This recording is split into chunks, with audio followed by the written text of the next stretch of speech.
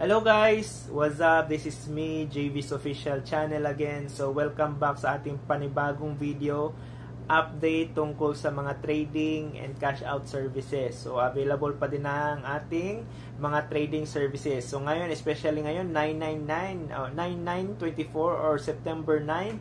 So it's our lucky day. So sa mga malalaking offer dyan ngayong 99 September 9, sa mga malalaking offer dyan, PM na kayo. Meron tayong limited slots ng pay bills na mababa lang yung fee. Okay? So ito lang, paalala ko lang sa inyo about sa ating trading ay mag-ingat sa mga scammer. Kasi maraming scammer dyan guys. Especially sa mga masyadong mabababang fee like 10%, 5%, nako. Mag-ingat kayo dyan. Scammer yan. So, mag-ingat kayo dyan, guys. Okay? So, ang legit trader, straight to the point. At straight to the point yung fee niya.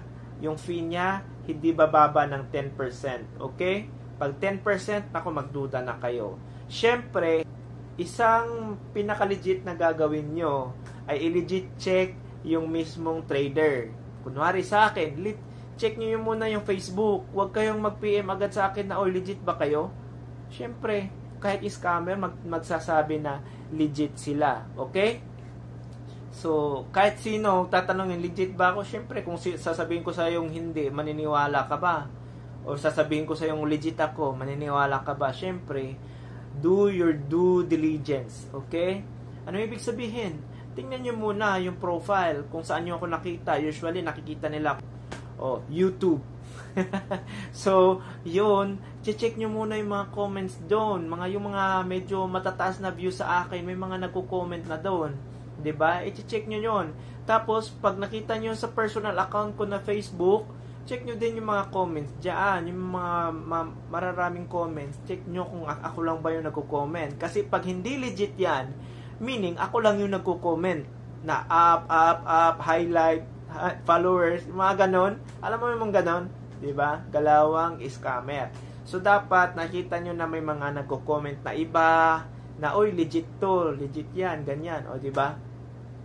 Yun yung titingnan nyo, guys. Okay? Kung may mga nag-angry react, kasi usually ganyan yung pinag-check ko.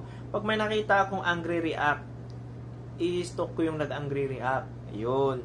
So, makikita ko, nag-post siya ng ganito, scammer yan, scammer to, ganito. So, kailangan i-check nyo muna yung mga comments, check nyo muna yung mga views, check nyo muna kung legit ba yung profile, hindi nakalock, okay?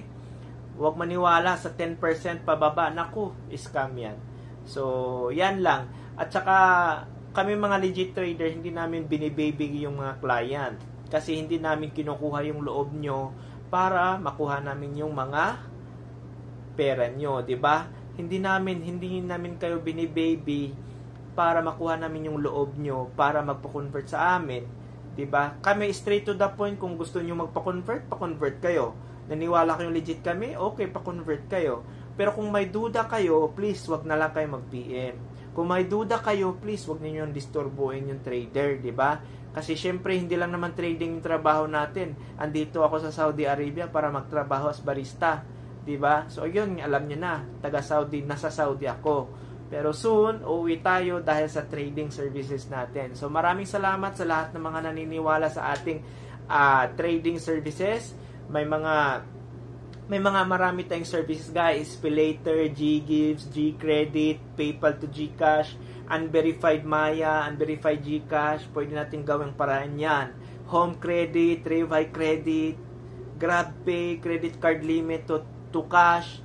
Marami tayo dyan, guys. Okay, PM lang kayo. Huwag mahiya. And sana ay hindi kayo mapunta sa mga scammer. Okay, guys? Ayan. So, ayan lamang, guys, ang ating update. So, huwag maniwala sa masyadong mababa yung fee. Naglipa na ngayon ng scammer. Huwag masyadong maniwala yung masyado kang kinukuha yung loob mo. 'Di ba? Ganon.